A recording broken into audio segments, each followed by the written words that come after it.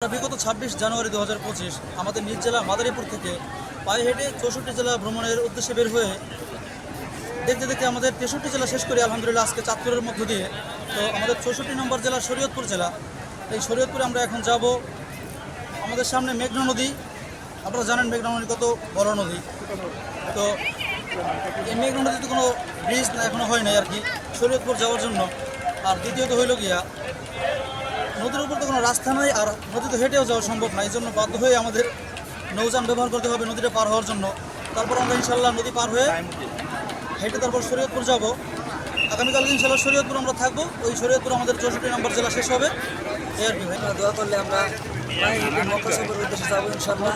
তারপরে সারা বিশ্ব